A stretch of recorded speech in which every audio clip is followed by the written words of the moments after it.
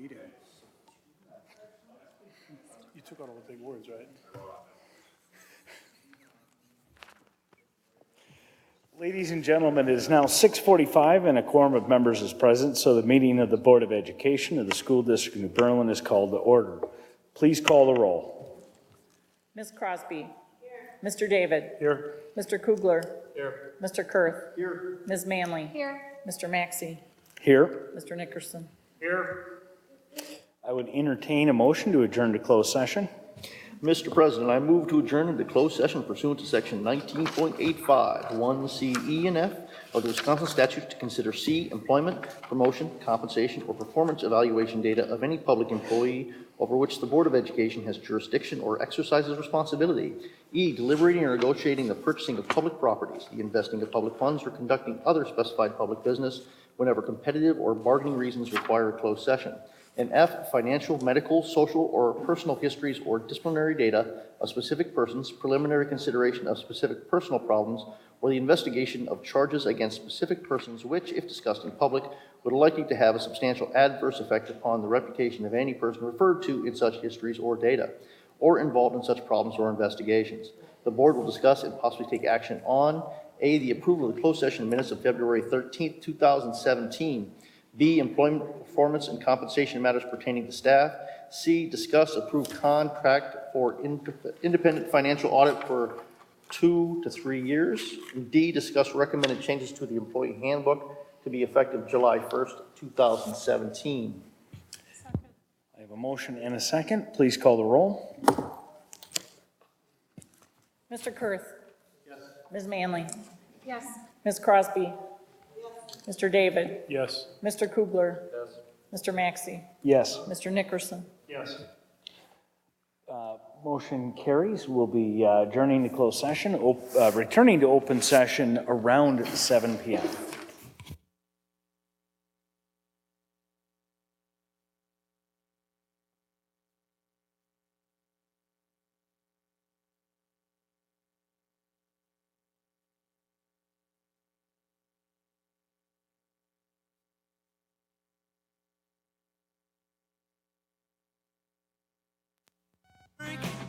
Go, baby, just do your thing.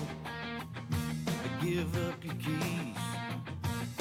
Hell, why drive when you can stay with me? And then after a while, we sneak away from the bonfire. Walk by the moonlight and down to the riverside. Got you sipping on some moonshine. Baby, if you're in the mood and you can settle for one night of rodeo, you could be my tail-leg Juliet. I'll be your redneck Romeo. Oh, baby, you can find me in the back of a jacked-up tailgate, sitting around watching all these pretty things.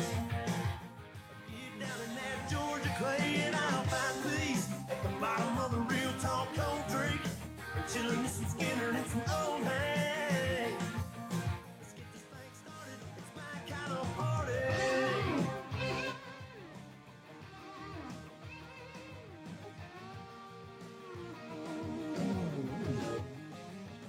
Baby, you can find me in the back of a jacked up tailgate, sitting around watching all these pretty things. Get down in that Georgia clay and I'll find peace at the bottom of a real tall cold drink. I'm chilling with some Skinner and some old hay. Let's get this thing started. It's my kind of party.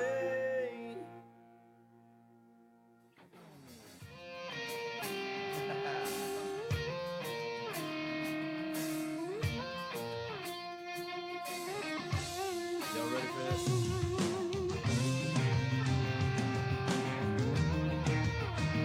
Y'all gonna turn it on.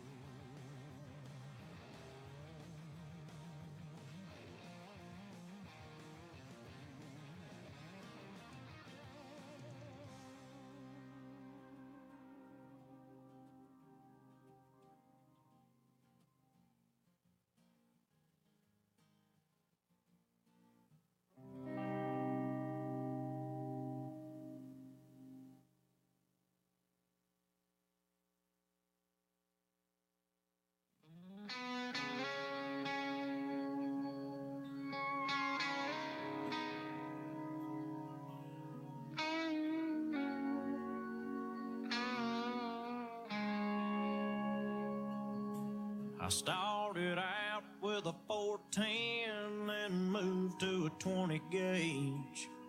Every squirrel and rabbit in Dallas County knew my name. I sat on the stand with Paw Paw from the time I was 3 years old. When I was 8, I used a muzzle loader to kill my first doe. These days I go down to Walmart and they sell them in the back. Some people want to take them away. Why don't you go bust them boys that's selling crack? Guns, whether Remingtons or Glocks. Come on, man, it ain't like I'm a slinging on the block. I'm gonna tell you once and listen, son. As long as I'm alive and breathing, you won't take my guns. If there ever was a time we need them, I'd say it'd be today. When we're letting them terrorists watch cable TV and walk out of Guantanamo Bay. I just try to do the right thing and raise my family in this land. Treating me like you wanna be treated, and that's what I call a man. If we don't have them, what do we do? Tell me where we're gonna go. Somebody breaks into my house, I'm gonna need my coat for guns, whether Remingtons or Glocks. Come on, man, it ain't like I'm a slinging on the block. I'm gonna tell you once and listen, son. As long as I'm alive and breathing, but you won't take my guns. Listen.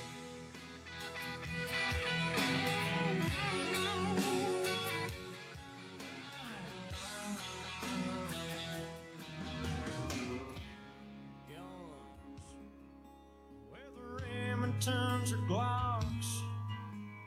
Come on, man, it ain't like I'm slinging all on the block. I'm gonna tell you once and listen, son. As long as I'm alive and breathing, and I'm still breathing,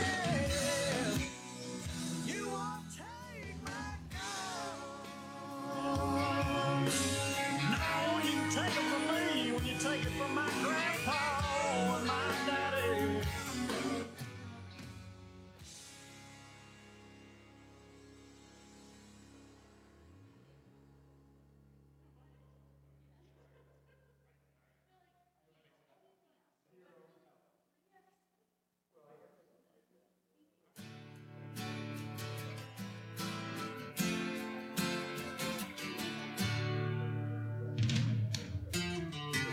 The preacher man says it's the end of time, and the Mississippi River, she's a going dry. The interest is up and the stock market's down, and you're only getting mugged if you go downtown. I live back in the woods, you see, a woman and the kids and the dogs and me. I got a shotgun, a rifle, and a four-wheel drive, and a country boy can survive. Country folks can survive.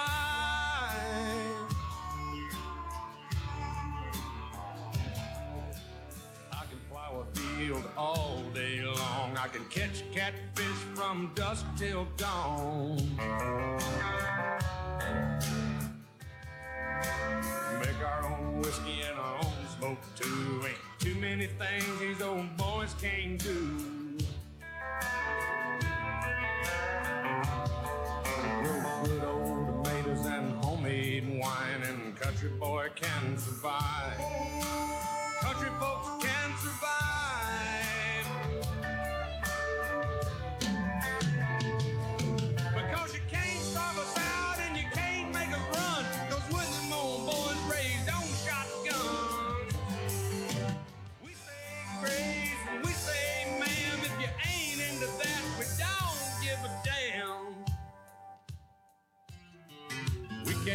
from the West Virginia coal mines and the Rocky Mountains and the western skies.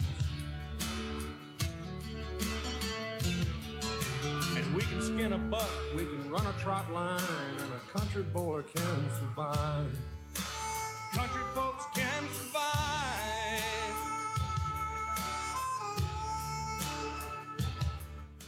I had a good friend in New York City. He never called me by my name, just Hillbilly. My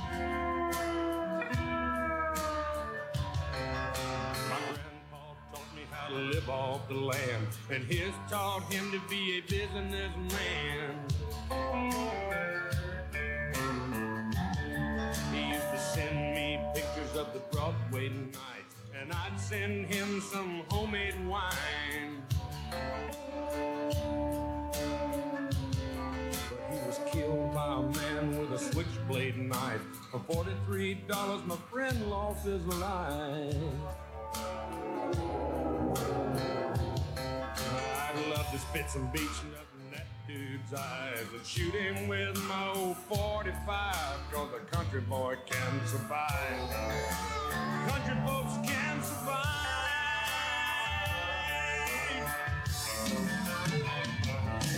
Cause you can't stop us out and you can't make a run, cause we're them old boys raised on shotgun.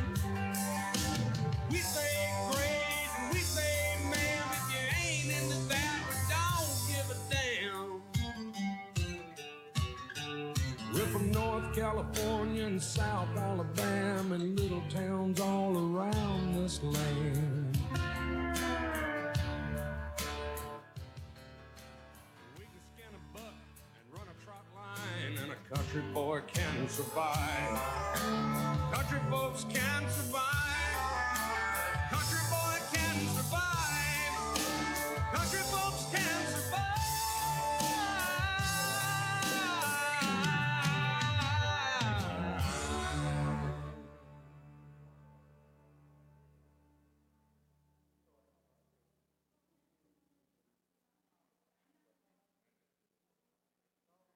Your business is growing, which means now you need to hire more people. The searching. The emails. Where do we start? ZipRecruiter. Whether you're looking to fill one position or 20, ZipRecruiter makes hiring simple. One click and your job is posted to over 200 job sites. Use ZipRecruiter's dashboard to easily screen and evaluate candidates and find the right hire fast. ZipRecruiter, the fastest way to hire. Now try ZipRecruiter free. Just click the banner now or go to ZipRecruiter.com/Pandora. That's ZipRecruiter.com/Pandora.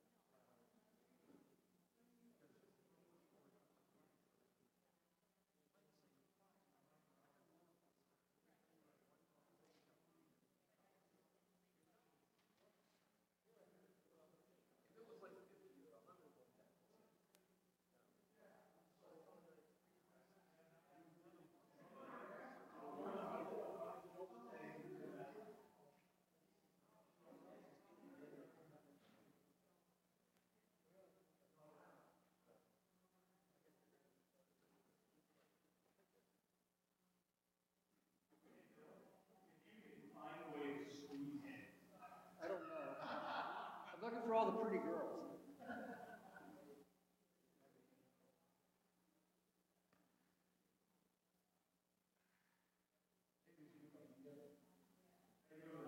I am great. I got a kitchen pass because my kids aren't swimming tonight.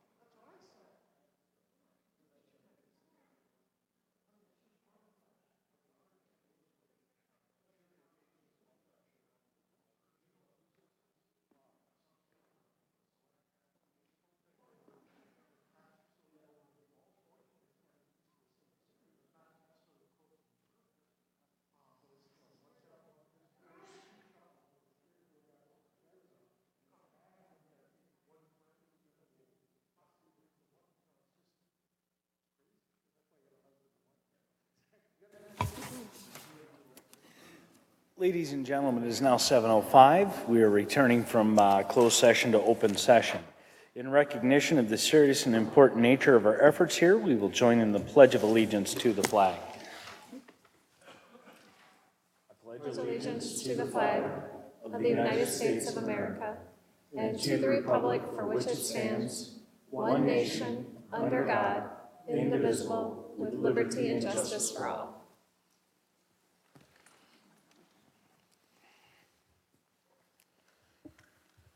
And now for those who wish to prepare for this meeting, we will have a moment of silence.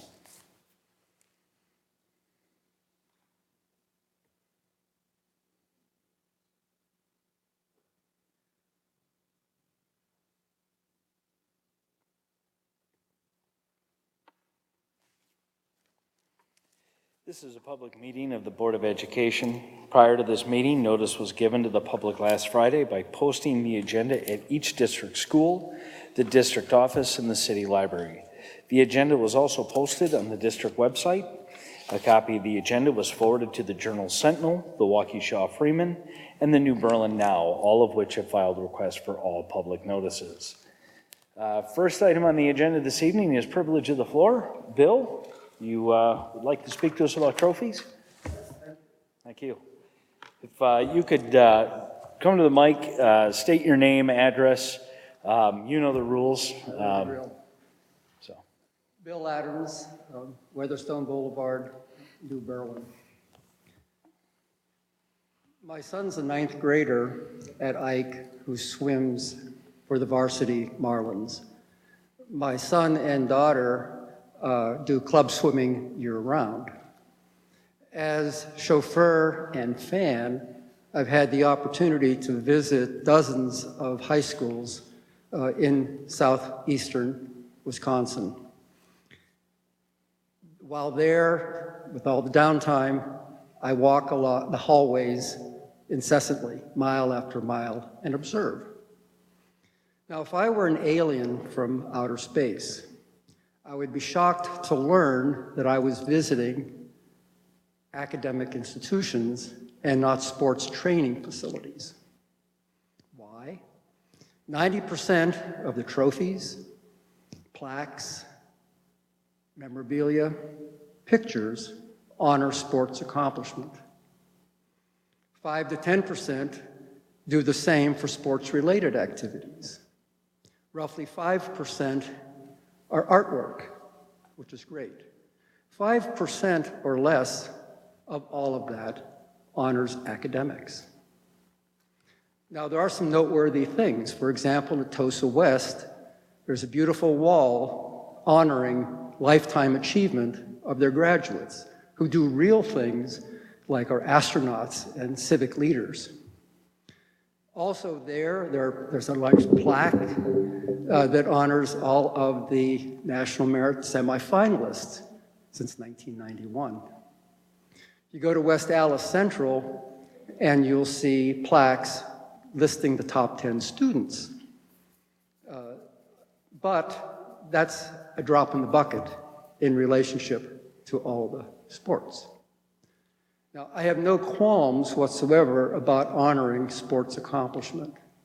It's all those bare walls that we do not use to honor the academic achievements of our students, like valedictorians, like SAT scores, like the National Merit Scholarship winners, and things of that nature that really represent the essence of what we as an academic institution do. And it's not just the hallways. There's a lot of hoopla as it related to the girls when the basketball team, Ike basketball team, beat the girls here at West. But at the same time, there were map scores. And I believe that the 9th graders in Ike outscored the 9th graders at West by a good margin. Isn't that equally significant and worthy of recognition? And perhaps even more to the essence of what our mission is than what the girls did on the basketball court. Now again, sports is great. My challenge to you is, how do you do the same thing to recognize academic achievement that is also very hard won by our students. Now, we all know and take great pride in the academic success of this institution, and all school boards and parents do. But if you walk the corridors of our schools, we're telling our students a very different truth. Because what they see is if you want recognition by adults that will last some time, you can't do it in the classroom. You've got to do it on the basketball court or on the fields. And that just isn't right. So fix it. Got a very good point, Bill.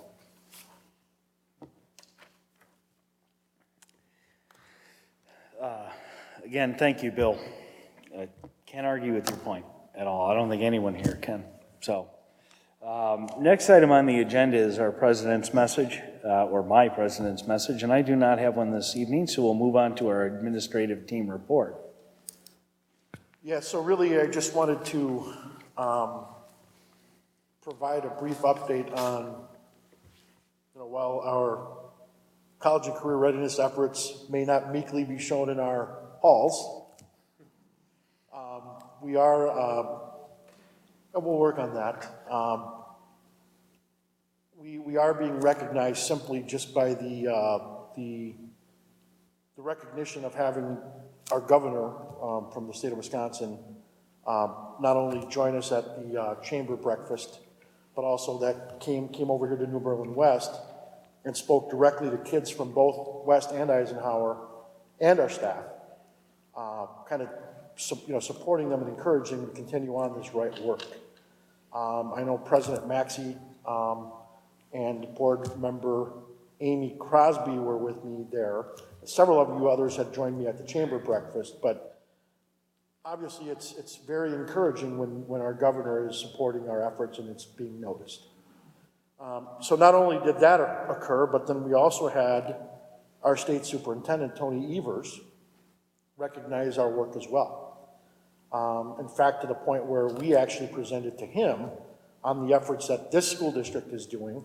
And again, one of the first school boards, the first city, to approve resolutions around redefining readiness.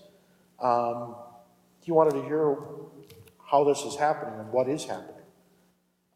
And so again, had the opportunity to listen to our students. There were actually 6 students that spoke. Caroline, were you one? Yeah, you were one of them. She was. I see you at all these things, so I just, but your own board representative spoke at that panel. And not only that, but John Ashley, who's the executive director of the Wisconsin Association of School Boards, joined the state superintendent and actually was pleasantly surprised that we had student school board representatives on our school board that actually sat up front, that actually had a microphone, that actually represented the school board at events such as that, and that actually have to sit through an entire board meeting as well. And so he obviously commended them for their work as, again, being truly ad hoc members of the school board. So, we do have the lieutenant governor that will be here in a couple of weeks as well. But nonetheless, in an update that I provided, or we will be providing our staff, I mean, it's our teachers and our community and our students are doing some incredible things that are just being noticed. And not just noticed, but we are actual leaders in this capacity. It's easy for me to tout, but like I had said, when the governor was here and when the state superintendent were here, we just have great things going on here in the school district of New Berlin. Mainly because of the partnerships that we have with just great students like Caroline and others. We have great teachers and support staff. We have great parents, and I think we've got great leadership as well. Me aside, but great leadership, with our administrators in this school board. So, I guess I'd like to just say congratulations on being recognized. And again, it was so powerful to hear, Caroline and her fellow students, speak on behalf of other students and kind of what these efforts are really meaning to them, which is really what it's all about. So that's really all I have for an update.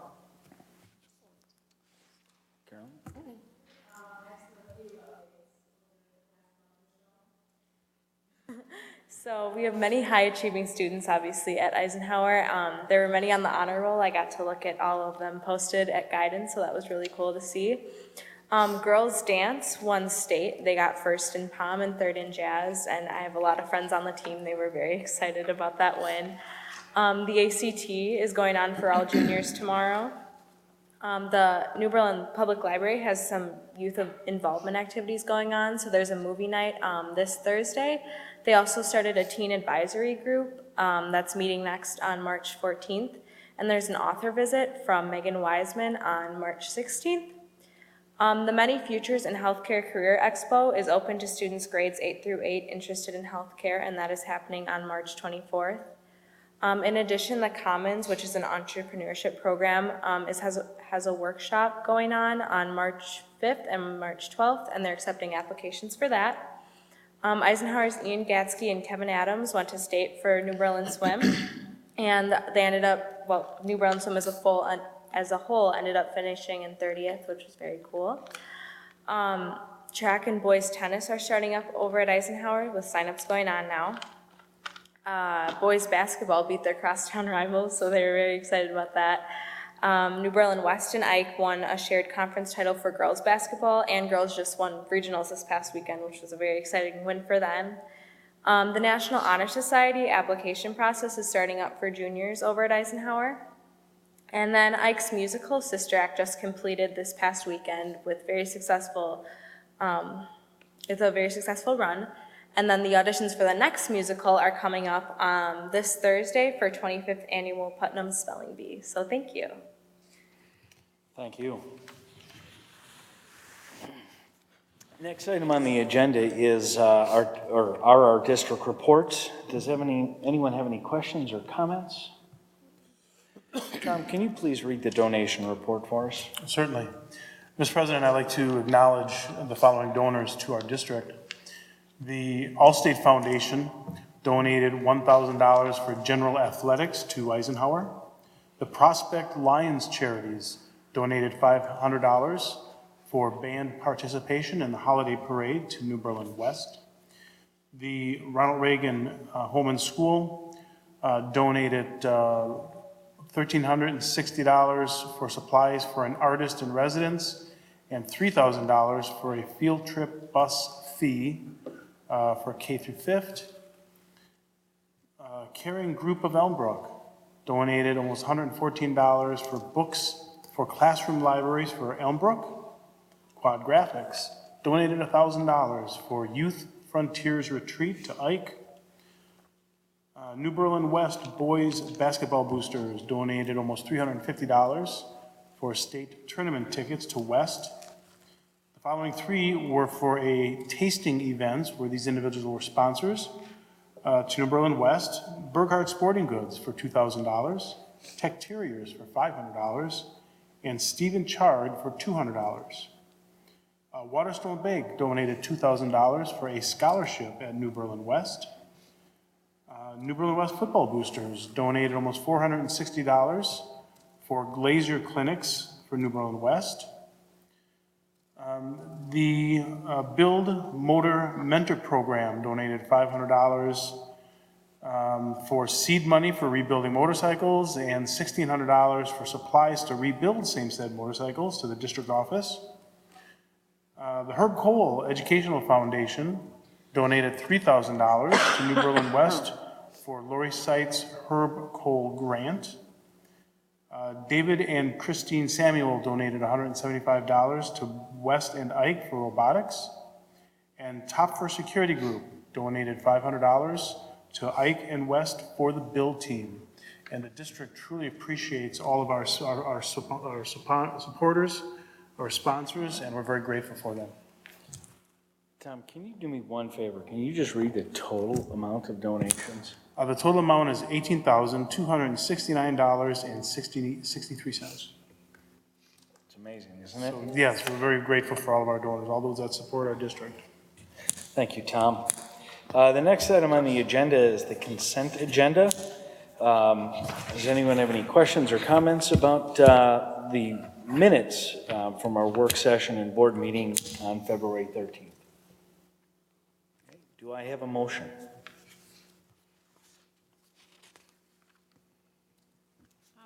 President, I move to accept the consent agenda as presented.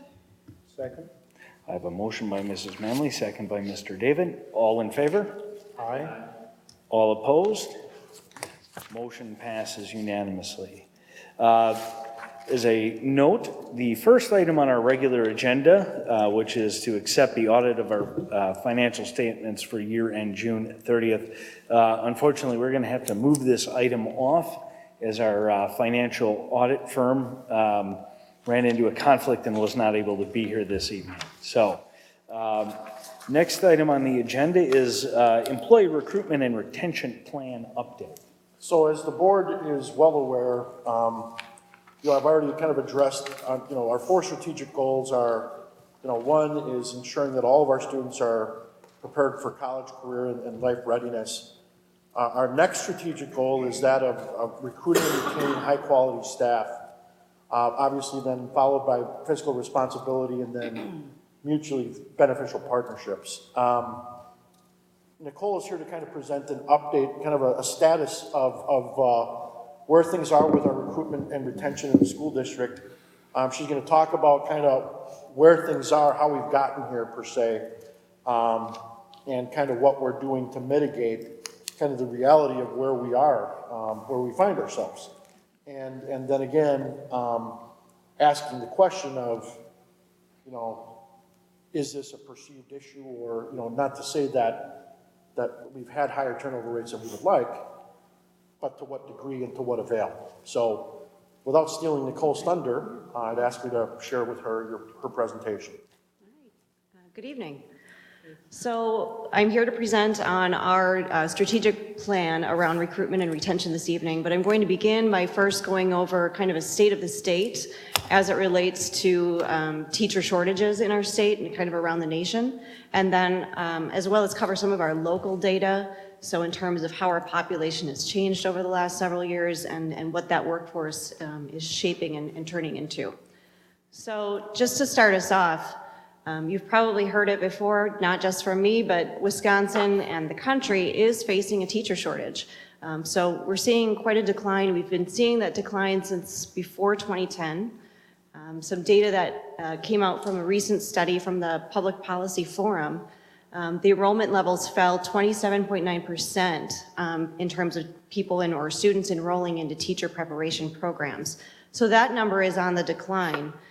Additionally, there's been a decrease since 2008 of about 6.6% of teachers actually completing some of those teacher preparation programs. And some of the rationale behind this, behind students not going into teacher prep programs, is related to the training getting harder, licensure being more complex. DPI has about 20 different pathways to attain licensure, and yet it doesn't seem to be getting us what we need. Student loan debt is another big factor. So students are going in with college tuition prices on the rise. They're looking at a teaching position and what they're going to get paid going into their first year of teaching, and it doesn't necessarily offset or help them pay off their student loan debt in a timely manner. So those are all factors that many students have been taking into consideration as they're weighing whether or not they want to pursue a teaching career. The other kind of strain on the system, good or bad, is great for teachers and interesting for districts, is that under Act 10 now, there's more of a free market system. So as unions decertify, teachers are now getting more into that negotiation part of the hiring process. So we're seeing it more and more, especially in southeastern Wisconsin, where it's very easy, because districts are very clustered together. It's very easy to go off and apply to another district, and we have great teachers. They can go and apply to another district, a Waukesha, for example, who offer them $5,000 to $10,000 more to come work for them. And so it's very competitive. And then they'll come back and say, well, here's my offer, what can you do? So they're kind of playing the game and working the system. It's been a very interesting environment the last several summers in terms of hiring. So that's kind of what's going on in our state. And then this is a little bit more of a follow-up. So to piggyback off of that information, money has been a factor about why teachers are either leaving the state or not pursuing the profession in general. Family is another interesting factor. As we know, about 75% of our teachers are female, many of which are childbearing age, and they're staying at home to raise their children rather than going back into teaching. And a lot of that has to do with rising childcare costs. So it's just more cost effective for the mom or the dad to stay home and raise their child while the other parent works. And then burnout. This has been a common theme throughout our own stay interviews, our exit interviews, and other districts who are conducting the same types of interviews. There have been a lot of initiatives just to try to keep up with our changing student population and changing technology. So we're adopting one-to-one devices, educator evaluation is changing, grading practices are changing. So it's all kind of coming at education very fast because we have to keep up with where our children are at. But that has created some teacher burnout to a certain degree. In the school district of New Berlin, post-Act 10, we experienced what's called silver flight far earlier than other districts. So what that means is we implemented the tools of Act 10 right away.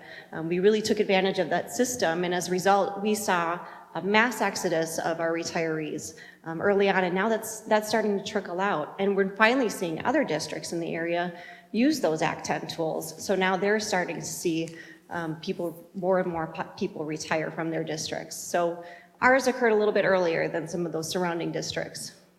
So right now, just this year, we had only 7 educators who were eligible to retire, which is really interesting and very low. And only one of them actually did retire. So kind of an interesting number. We had a great many retirees right after Act 10, and that's really fizzled out. And then that's just some retention statistics up there from our last hiring season. So we had 46 departures. 38 of which were what we're calling voluntary resignations or retirements, meaning they left because they chose to or they wanted to, whereas the others might have been on a non-renewal track or it just wasn't a fit for them here. But 18 or 47% of them took another job in a neighboring district.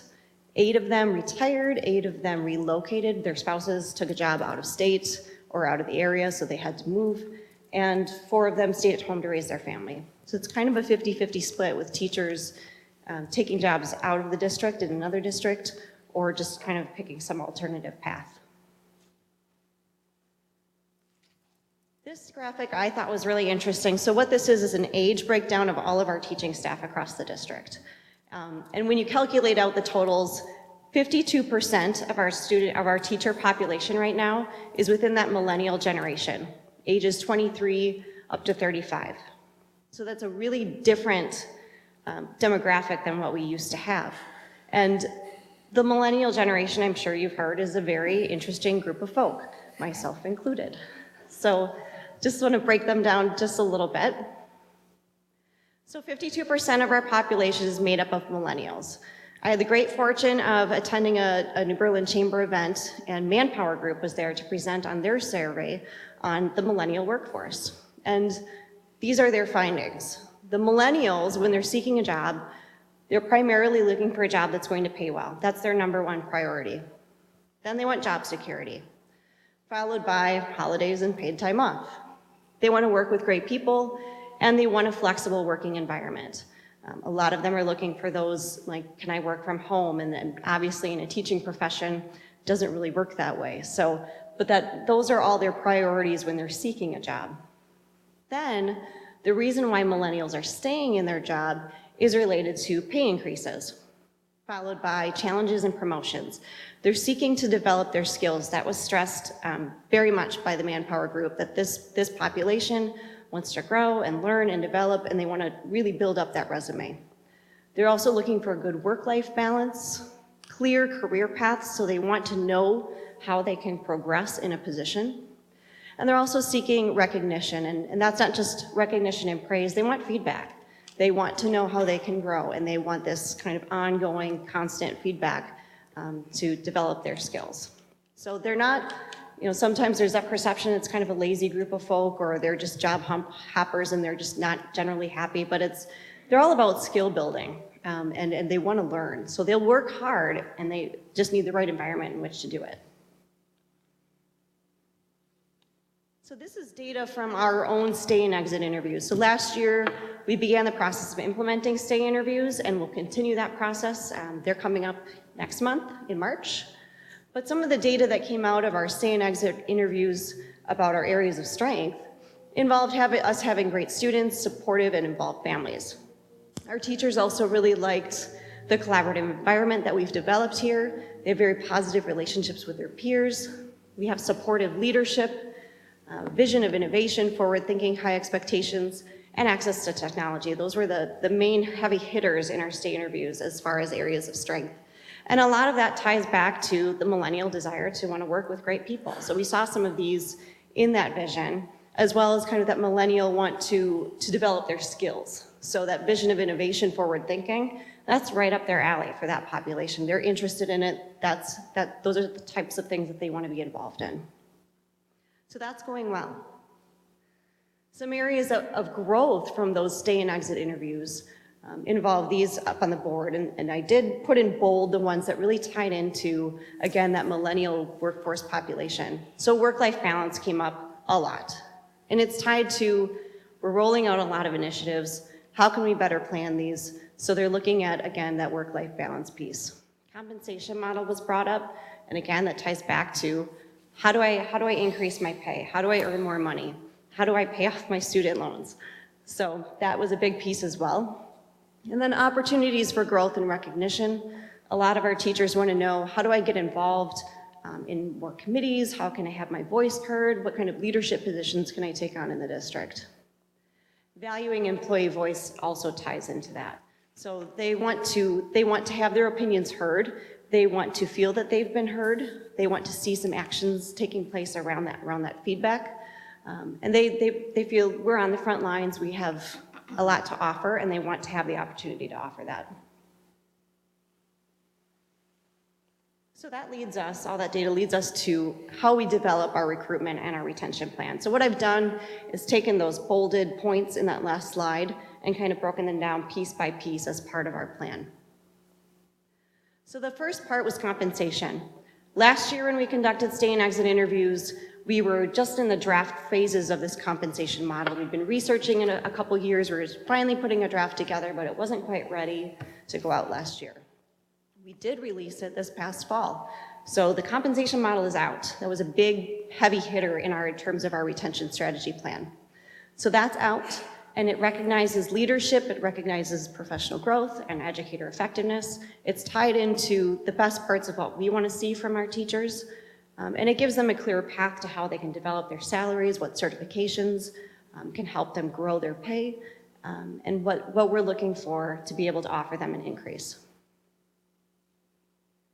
The next part was work-life balance. So again, this is probably the most common theme that came out of those stay and exit interviews. And again, it's our problem, but it's kind of everybody's problem right now. Waukesha and Middleton also did a presentation on stay interviews. Same thing. Teachers are talking about work-life balance all over the place because all these new initiatives are rolling through in education, as they should, so that we stay on top of what our students need. But how do we roll it out? How can we be more strategic about how we implement some of these changes? Do we roll out one-to-one devices and a new grading system all at the same time? Or can we parcel it out, and then when we do, what kinds of support do we provide our staff as we're doing it? So again, just talking about being more strategic with our major initiatives, because we're not going to slow down as a district. We're here, we're going to move forward, we're going to keep up and support our students with what they need. But how do we be flexible, and how are we strategic about that? Flexible professional learning days was another strategy that we implemented this year. We had one day the previous year, but what it is we're giving our teachers a little bit more choice about how they learn during those professional learning days, and sometimes when they learn. So many of our teachers have taken advantage of this. They're putting together book studies, they've done research-based projects, they're working in their collaborative teams together to really look at a problem, look at an issue, study it, and come up with solutions. And the feedback so far has been very positive. Finally, we revised our calendar last year. So again, looking at where some of our PL days fell, where some of those off days fell, rearranging those so that teachers could be off when their students were, when their sons and daughters were off, and it kind of aligned to the holidays a little bit better. Valuing employee voice. We're trying to collect more and more feedback from our employees. I mentioned the stay and exit interviews that we will continue to utilize. We do an annual staff culture survey. We have the superintendent's suggestion box. Engagement of educators in initiatives and decisions. One example of that would be our compensation model. With the compensation model, we had an employee focus group, so multiple times we brought a group of teachers together and solicited their feedback. We had them review the compensation model before we rolled it out. We did similar things with some of our health benefits. Our new high deductible health plan with the health savings account, for example, was really an idea born out of this younger population that was saying, look, I'm healthy. I don't need to pay a ton for my health insurance, but what can I do that's going to benefit me financially? So we looked at a health savings account where they can just store away money really for their retirement, whether they use it for medical or just general income, but it's an alternative to kind of retain that population. Opportunities for growth and recognition is again an area that we're trying to build upon. In our staff connection now, we're adding more stories that recognize really the neat and unique things that are going on in the classroom and the differences that teachers are making in the district. We're highlighting some of their digital technology uses, some of the unique things that teachers have taken on in their own personal lives even. But we're really trying to feature different teachers every month and the great things that are going on across the district, so we're sharing it all over. Additionally, we're looking at ways that we can bring digital signage into some of the staff lounges so we can project them or some announcements along with teacher recognitions on those screens. So that's kind of going throughout the day that they see that recognition of one another across the district and not just the once a month in the staff connection. We're working on building an intranet site where we'll also be able to flash up some of those stories about our staff and the good things going on. And then we'd also look at increasing classroom visits by our district office, by our administrators at district office, so that we're more visible in the buildings and that we too are contributing to that recognition of our staff. We'll continue our new employee support. So we have a one-to-one mentoring program that started last year. It continues this year. It's also a way to give some of our more veteran staff that leadership experience and that skill building that they're seeking. Supports our the growth of our new educators, and we've received very positive reviews from our new teachers and our mentor teachers who are engaged in that program. Just having that one-to-one mentor really makes a difference for them. Looking at our orientation days for those teachers, again, making sure that they have all the tools that they need and they're prepared to come in and start day one with our students. Some additional recruitment strategies, which are a little bit more technical, is how do we increase our hiring efficiency? It's such a competitive market out there. What can we do better to make sure that we're getting in the best teachers before everybody else, or that we're being very competitive and we're doing this in an efficient manner? We're looking at some video interviewing options, electronic onboarding, replacing some of our paper forms, and then generally reaching a wider audience. So how can we capitalize on social media? How do we get on, we have a state job board, how do we get on some of the national job boards? And we had a lot of new recruits this year from out of state, which was very exciting. Let's capitalize on that. Job fairs, and we're continuing to build our university partnerships. Just going over, so that was our strategic plan. The reason why we need to have this plan in place is really because retention, not the inability to retain teachers leads to these complexities. So it challenges our ability to create cohesive teams that are effective collaborators. They're constantly having to rebuild new relationships. So we want to maintain those relationships that our teachers have and build that trust on those teams. It's also not cost effective to constantly turn over staff. It costs a lot of money to bring on new staff to train them. When you get a large group, you're putting in extra hours just going through all the paperwork with them. So those are the complexities. However, as Joe pointed out, we're doing great. Our district continues to thrive. Our turnover rate, and I had that data in here at one point in time, but our turnover ratio has been around anywhere from 10 to 14%, and it's right in line, or very close to, and even below, Mequon, Thiensville, Cedarburg, Whitefish Bay. These are other top performing districts in our area that are experiencing the same retention issues, but they're all continuing to maintain high performance. And we're very proud of the performance that we've been able to maintain. So we continue to bring in top talent, which we're very proud of. And as a result, we have students who our schools are significantly exceeding expectations. Our district is significantly exceeding expectations. We're recognized by Governor Walker, Dr. Evers. And so there's still a lot of exciting stuff going on, and we're doing a great job. We do have some challenges, absolutely, but we continue to thrive. So that's it. Tom? First, Diana, can you check the link in Board Docs? I can't pull up this presentation in Board Docs. So if you can, unless it's, can you? Okay, I might have to reboot then. Okay, never mind. So I was just trying to get to the one slide. And the thing that I guess kind of really, you know, because we get hit every time, we always get a hit for turnover. Mm-hmm. And last year was significantly higher than normal. It wasn't.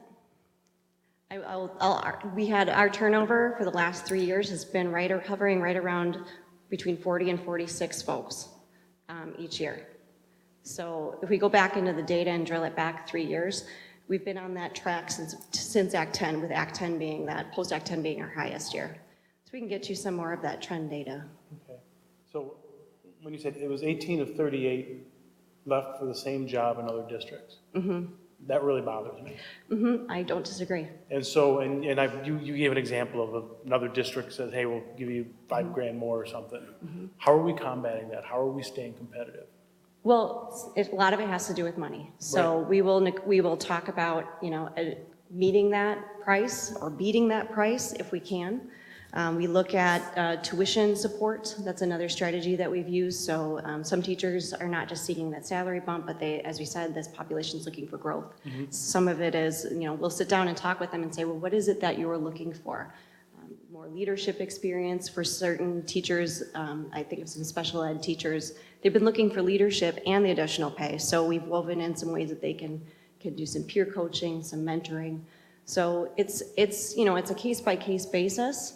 And sometimes we say, okay, is it an area that's really hard to fill and we're really going to fight and to keep this teacher with us? If it's an area that's not as hard to fill, we have to kind of look at our budget and make sure we're being responsible that way too.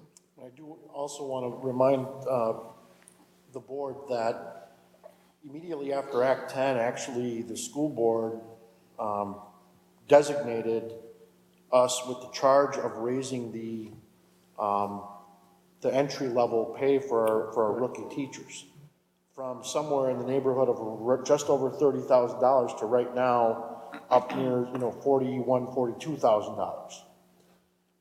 You know, for starters. Then secondly, we did kind of look at the market that's out there because it was a more competitive market, given what Nicole has shared, and the board authorized us to basically make adjustments to get us in that playing field. Somewhere in the tune, and I recall, Roger, one year it was close to $700,000, another year it was around $400,000, so while we may not have gotten there overnight, the board has made decisions and has tasked us with having our model be quite competitive. Now, like Nicole mentioned, it gets a little tricky now when you're talking certain markets and so on and so forth. But, you know, I will say that we have strategically made momentum forward to the point where we've made the adjustments. And, you know, while I agree that that number of 18 and, you know, of people leaving from one district to the next, when it's still hovering around that 10 to 14%, which is unfortunately, you know, we don't know if this is a new norm. We're going to do everything we can to mitigate that number, which is kind of what Nicole has shared. And it's hard to say because not everybody has implemented the things that we have to the degree that we have. And then meanwhile, I mean, again, I think we are trying to stay competitive, but in some cases, you know, just some schools I mean, I'll give you the example of the French teacher. A couple of years ago, we had a French teacher apply for a job here that we were basically, because we had no other candidates, we're going to be forced to pay somewhere in the neighborhood of $70,000, which was going to give that person, I think, a $20,000 bump. And they ended up basically taking our offer, parlaying it back to the district that they were coming from, and ended up making $80,000 of a net increase of $30,000.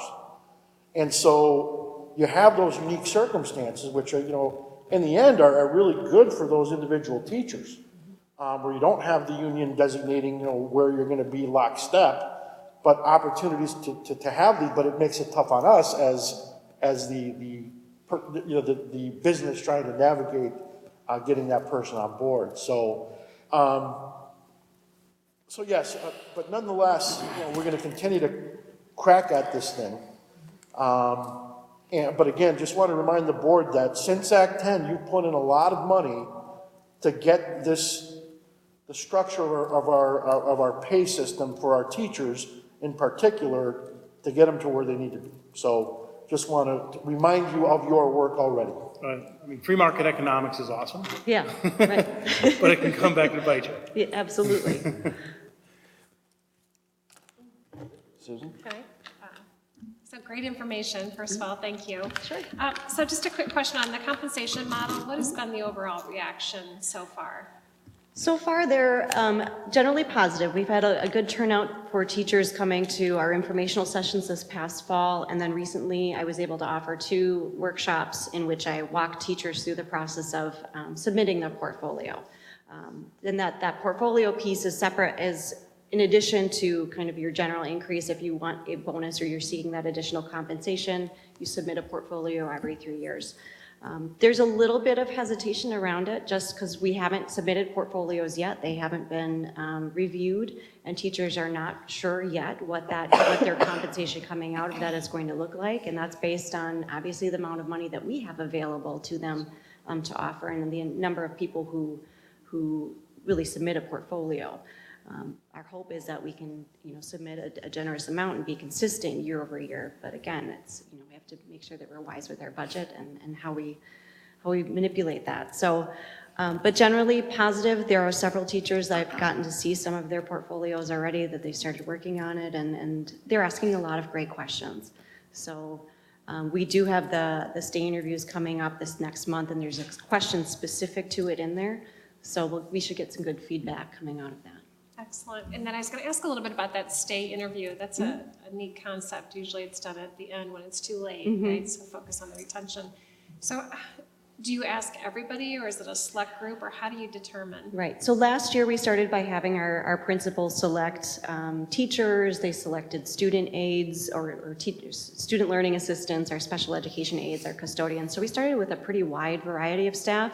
This year, we had our principals submit names to us of 1 general ed teacher, 1 special ed teacher, an instructional coach, and a new teacher. So again, we're trying to get a variety each year that we're looking at in groups that we're not hitting quite as hard. Special ed, we had high turnover last year in special ed, so that was a group that we're particularly interested in interviewing and zeroing in on and seeing how the year is going with some of the changes. So. But they generally have been principal selected, and we're picking on our teachers that we know have been in the district for several years, that have been very engaged employees, to see how it's going, because we want them to stay. Yeah, absolutely. Yeah, retention's key. So at some point, can we have that data shared with us as well? I'd be interested to see what is the motivation for those that stay, and if there's any patterns. And certainly there's more than just the millennial generation, so you kind of have to look at all the different factors that play into it. Absolutely. So, excellent, thank you. Good information. I had a question or two for you. When we see those higher than we'd like turnover numbers, are we finding them more, like you mentioned, in special ed or specialty fields? Last year, our highest area was we did have a lot of turnover in special ed, and that's not been the norm. And so that was the first year we saw a lot in that area. And then the other fields were kind of English, not a lot of our specialty fields. Our STEM teachers have generally stayed, and we've been very fortunate to hang on to our STEM teachers, our Project Lead the Way teachers. But yeah, special ed was the biggest group last year. That's unique to last year. So we'll see what this year holds. We've had a lot of changes, and we're again trying to adjust our own practices to make sure that we're doing a lot more check-ins with that particular group. How's it going? What supports do you need? What can we do? Outside of that, it was kind of a mixed bag. Okay. And then the second question I have for you is, these areas where these individuals that we have leaving, obviously we're not a huge fan of that. We want them to stay. But we're having some teachers leave and move to other districts. Are we finding replacements that are coming from other districts? Last year was really, so 17 of those 38 teachers had less than 3 years of experience. So it was a lot of newer teachers that had left. And what was not exciting, but kind of exciting for us last year was we had a lot of teachers with great experience. We're talking anywhere from 15 to 20 years, teachers who were AP teachers in other districts, teachers coming from some pretty high-performing districts around us, coming here to take jobs because they were looking for something different. They were looking for people to be more progressive, and that's what we have to offer. So when we calculated out the amount of experience that left last year, it was almost equivalent to the amount of experience we were able to bring in. So we were actually really excited about the quality of the staff that we recruited. Well, good. Let's do what we can to keep them. Right. Anyone else? I have more of a comment than a question, because I'm sure, I have confidence that Nicole and your team has looked at this already, but I think it really piggybacks well off of Bill's speech earlier about celebrating the successes of our students. I think we could do a lot better job of celebrating the successes of some of our staff members too as well. You know, as a parent that has 3 kids in this district, it's just commonplace that you hear a lot more about the high-performing football coaches and basketball coaches and that type of thing, and I don't think we see the same enthusiasm for the academics, the history, the English, those instructors. I think we could do a lot more to celebrate the excellent staff members that we do have here. Agreed. I think that's a great point. It's just all I want to say.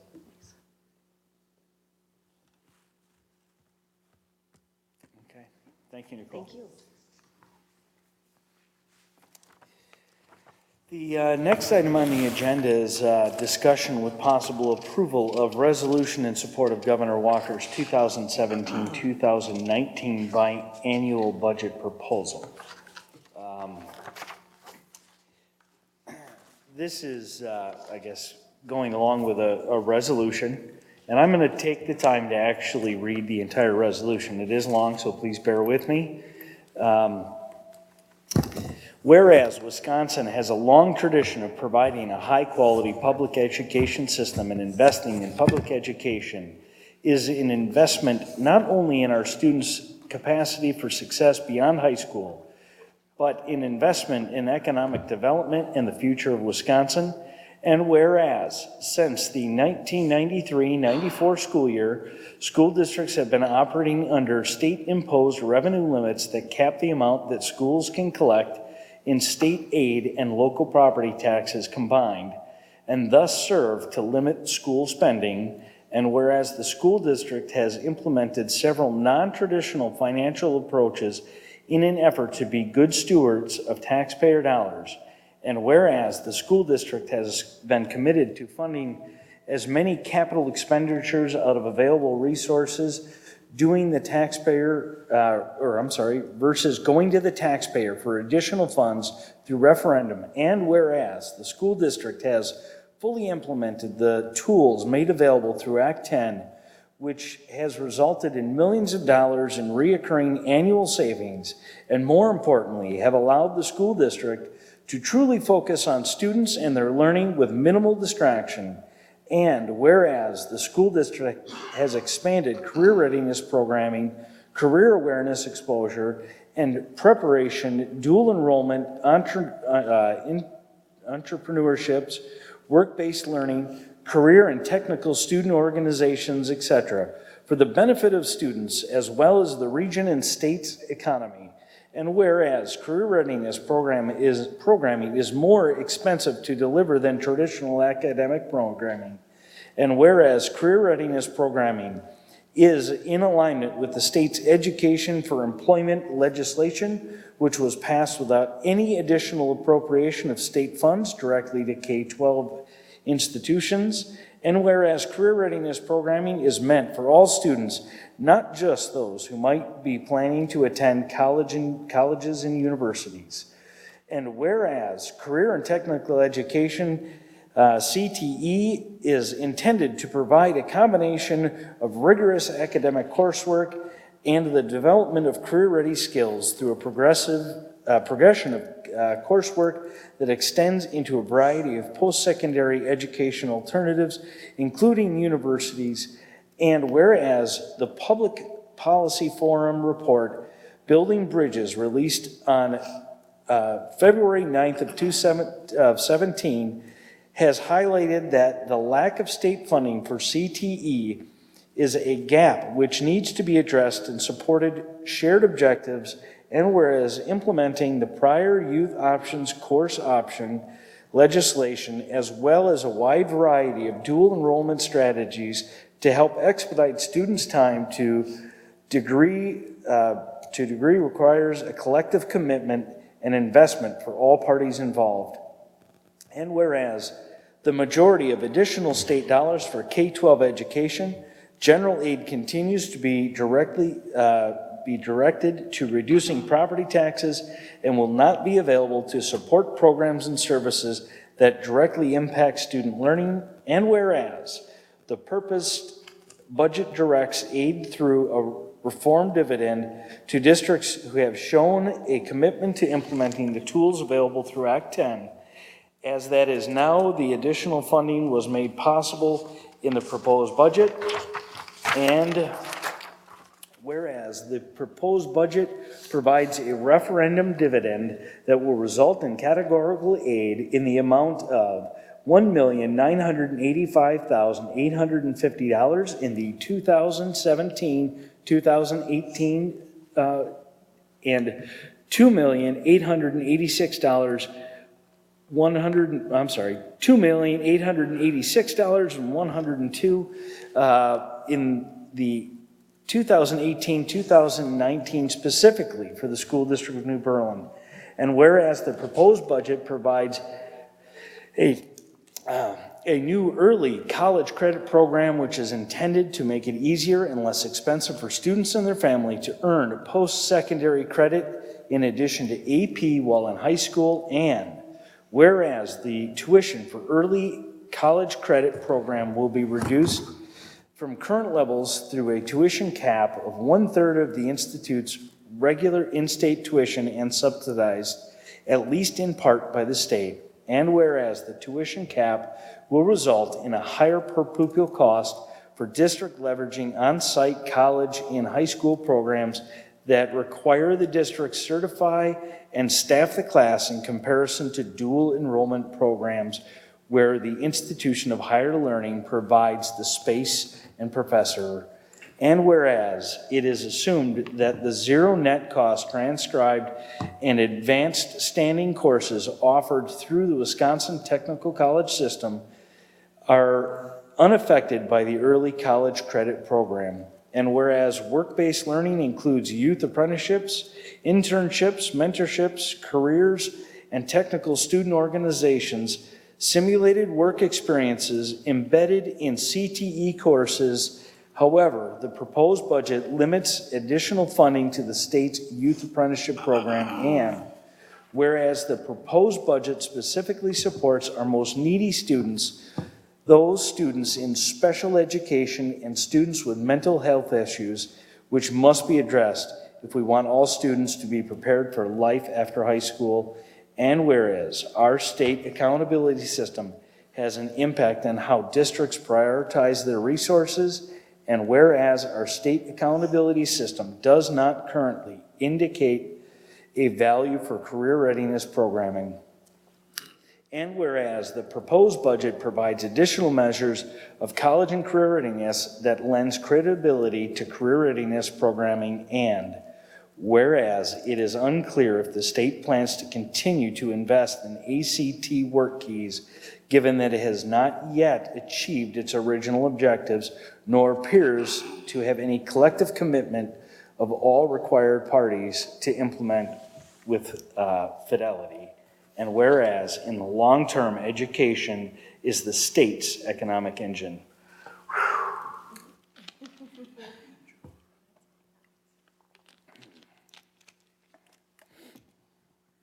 Now, therefore, be it resolved, the School District of New Berlin Board of Education supports those aspects of the governor's budget proposal, that it will continue to provide tax relief for our local constituents and allow us to sustain and improve programming to support our students' post-secondary success, as well as our region and state's economy, and supports a direction to apply the reform dividend to those institutions that implemented Act 10, since that is, at least in part, how the funding was made possible, and is concerned that the proposed cost structure of the early college credit program does not adequately take into account the different early college models across the state, which could inadvertently reduce the number of opportunities for students, and questions whether the state might consider targeting available early college credit subsidies to support the attainment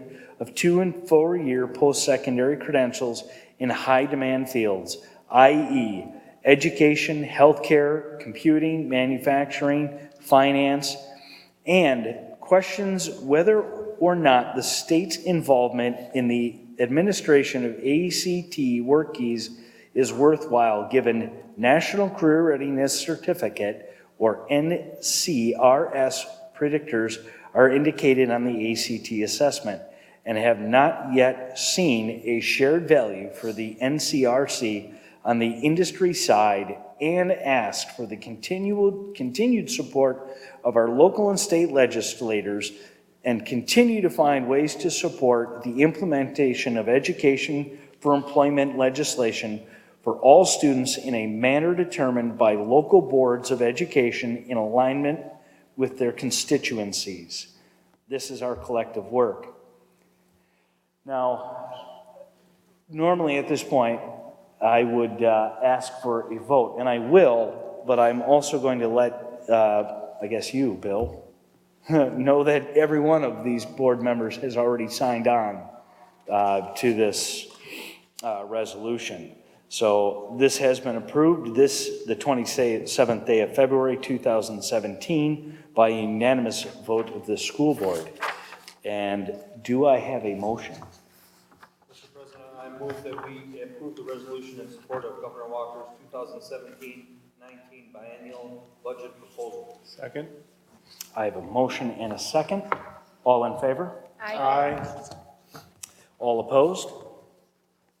Okay. I do want to thank my board members for signing on to this. I think it's absolutely crucial.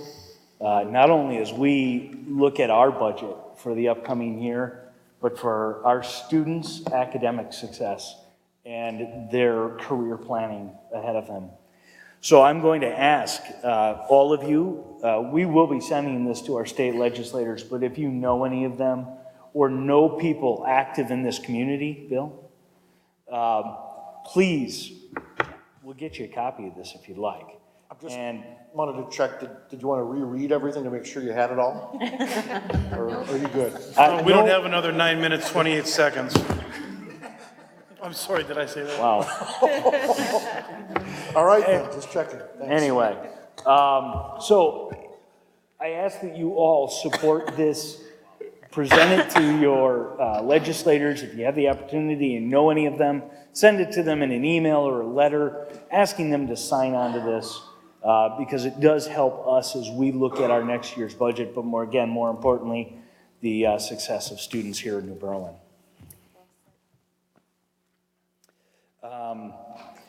Do we have any action items from closed session? Yes, we do. President Maxey, I move to approve the Employment Services report as presented. Second. I have a motion and a second. All in favor? Aye. Aye. We do have at least one more motion, correct?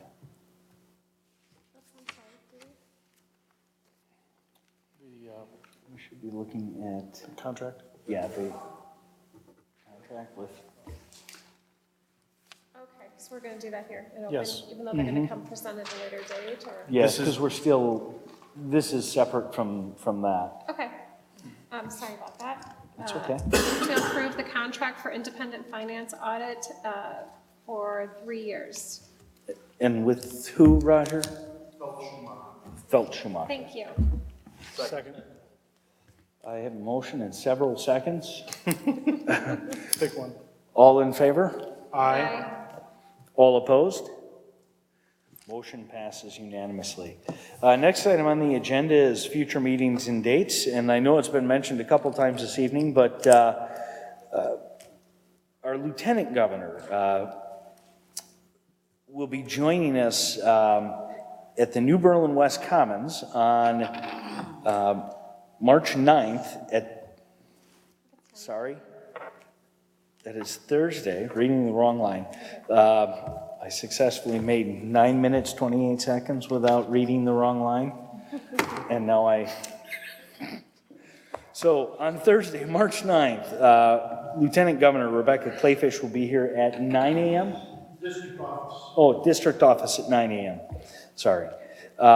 We have a meeting on Monday, March 13th. That will be here in the New Berlin West Commons. Saturday, March 25th is the Discover New Berlin event, and that takes place between 9 a.m. and 2 p.m. at New Berlin Eisenhower. And there will be a lot of different locations throughout the building that will be taking place. Correct, Joe? Yes. And then Monday, March 27th, we'll be back here again for a board meeting. Do I have a motion to adjourn? So moved. I have a motion and a second. All in favor? Aye. All opposed? Motion passes unanimously. This meeting is adjourned.